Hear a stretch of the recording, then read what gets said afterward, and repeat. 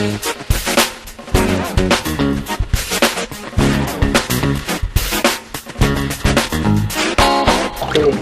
yang jantannya, yang betina coba. Selamat pagi Pak Agus. Aduh, selamat pagi Mbak. Apa saya bantu Mbak? Gini Pak, kami ingin dapat penjelasan dari Bapak Iya. mengenai bagaimana caranya melakukan pembuahan buatan pada ikan lele. Iya. Dapatkah Bapak menjelaskannya? Iya, terima kasih. Sebenarnya gini Mbak, tidak semua ikan lele itu untuk pemijahan buatan gitu. Iya. Jadi ada beberapa yang masih secara alami itu Iya. dumbo bisa, Iya. tapi ada ikan-ikan tertentu misalkan kayak Pangasius dan Melanoderma, kita itu masih istilahnya itu masih kawin buatan. Iya. Gitu. Coba mungkin bisa diperlihatkan. Ini kebetulan kami ini lagi ngecek induk-induk yang mau kita suntik ini. Coba yang betina coba lihat. Nah ini kebetulan yang betina, yaitu mempunyai ciri-ciri yaitu dengan alat kelamin yang bentuknya agak oval. Ya. Dan kalau dia matang telur, dia itu mempunyai perut yang udah gendut gitu lah, Ya. istilahnya kan gendut dan berisi telur-telur yang siap ovulasi. Ya. Dan selain dari itu, dari warnanya dia itu lebih terang Dibandingkan yang jantan. Coba ntar ambil yang jantan, coba tolong dibantu yang jantan. Nah ini kebetulan yang jantan. Yang jantan itu alat genitalnya itu dia lebih panjang dan Ya. runcing, ada di belakang ini. Dan kalau kita melihat dari bodinya, dia itu ramping. Dan warnanya pun kebetulan ini lebih gelap ini. Coba bisa dibandingkan mungkin ya, Ya. alat kelaminnya ini. Jadi ini bulat, Nah ini lonjong bulat, ya. nah ini lonjong ini. Jadi lonjong agak runcing gitu. Jadi Ya. jelas sekali kita. Jadi kalau kita istilahnya orang yang tidak terbiasa dengan melihat kedua alat kelamin ini udah cukup itu. Ya.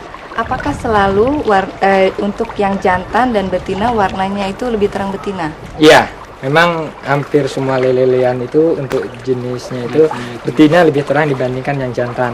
Sedangkan yang jantan itu bisa Mbak lihat di sini ini lebih kelam, sedangkan di sini lebih terang. Nah dari ini kebetulan ini kami itu karena mau nyuntik ini Mbak, Iya. untuk kebetulan ini. Jadi besok pagi kita mau stripping istilahnya. Iya. Jadi ini tuh ikan-ikan yang kami pilih istilahnya untuk disuntik hari ini. Oh, hari ini akan disuntik. Jadi hari ini tuh disuntik. Jadi ini akan masuk ke fiber yang kami sudah kita siapkan. Ini alat-alat apa Pak? Ini untuk alat-alat untuk nyuntik ini Mbak. Oh. Jadi kegunaannya yang kita nyuntik adalah untuk proses mempercepat terjadinya ovulasi atau pemecahan kantung telur. Jadi kita menggunakan, nah ini bahan-bahannya ini Pak. Ya, sehingga gampang dipijahkan gitu Pak ya? Iya. Nah ini kebetulan ikan yang mau kita suntik ini Mbak. Iya. Nah ini kebetulan ini ikan betina yang kita suntik ini. Ya. Jadi kita penyuntikan itu ada di bagian punggung. Itu mau sebelah kiri atau maupun sebelah kanan. Biasanya kita suntik itu sebelah kanan. Iya.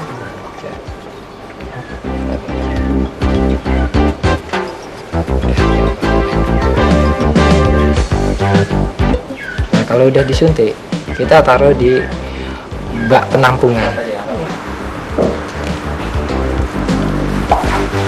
Kalau ini alat apa lagi nih Pak? Ini alat-alat untuk membantu di dalam pengurutan atau yang disebut stripping. Ini ini tempat untuk sperma. Dan kalau ini untuk telur, kita meletakkan telur. Dan kalau ini di sini ada bulu ayam. Bulu ayam ini fungsinya untuk mengaduk sperma dan sel telur. Dan kalau yang ini membantu dalam menggerus sperma. Kalau sedangkan yang ini adalah untuk membantu dalam hal pengambilan sperma, kita capit. Dan sedangkan ini alat untuk mengopset atau membelek ikan yang jantannya itu. Nah ini fungsinya adalah untuk mengambil garam fisiologis yang dicampurkan dengan sperma agar sperma tidak cepat mati. Dan sedangkan yang ini garam fisiologisnya Mbak. Dan kalau yang ini adalah fungsinya kapas untuk membersihkan darah kalau waktu jantannya itu dibelek atau di offset gitu. Coba mohon maaf Pak, saya bisa. Coba tolong Pak Slamet. Ini kita sedikit sudah siap. Aduh. Perhatikan cara memegang induk ikan betina tersebut agar supaya tidak licin, menggunakan lap untuk memegangnya. Induk ikan lele betina yang sudah siap dikeluarkan telurnya diurut bagian perut dari bagian arah depan menuju dubur.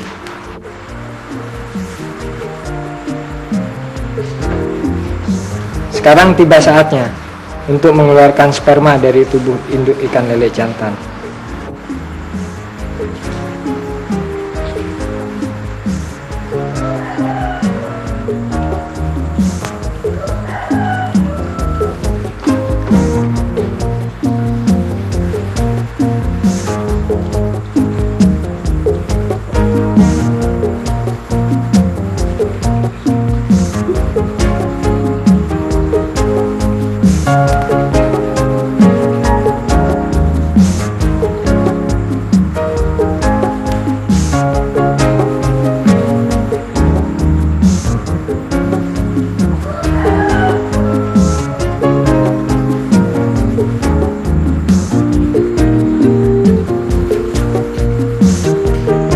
Pencampuran telur dengan sperma harus dilakukan secara cepat, karena telur yang telah dibuahi dapat menempel satu sama lain atau menggumpal.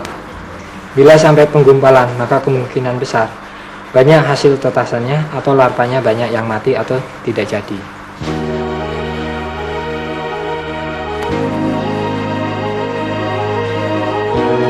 Pada bak penetasan ini, telur-telur yang telah dibuahi akan menetas. Keadaan air di bak memenuhi syarat untuk menetasnya telur-telur tersebut.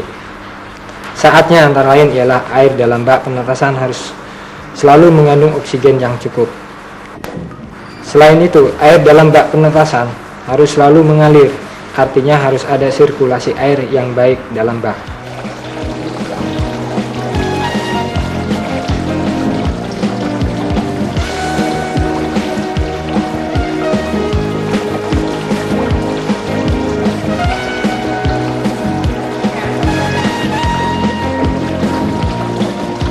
Setelah 36 jam, telur berada di bak penetasan, maka telur akan menetas dan keluarlah larva-larva kecil dari telur-telur tersebut.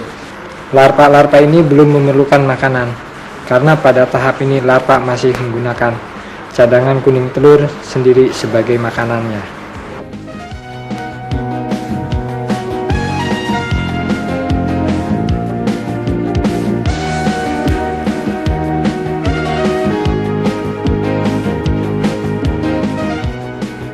Pada usia 3 hari setelah telur menetas, larva sudah dapat dipindahkan ke kolam pengipukan. Kolam ini terbuat dari bahan beton dan ditempatkan di tempat yang teduh. Setelah selama 3 hari pada bak pengipukan, larva-larva telah tumbuh menjadi ikan lele-lele kecil. Pada saat ini ikan lele-lele kecil sudah harus diberi makan. Makanan yang sesuai bagi ikan lele kecil ialah hewan-hewan ternik atau zooplankton seperti Daphnia yang masih kecil-kecil. Pengipukan dilakukan selama 2 minggu, dan ikan lele sudah cukup gesit dan kuat untuk dipindahkan dan dipelihara di dalam kolam di luar tanpa tutup. Setelah ikan lele dipelihara dalam kolam selama 4-6 bulan, maka sudah waktunya untuk dipanen. Agar ikan lele mencapai ukuran yang cukup besar dan sehat, maka perlu diberi makan yang cukup.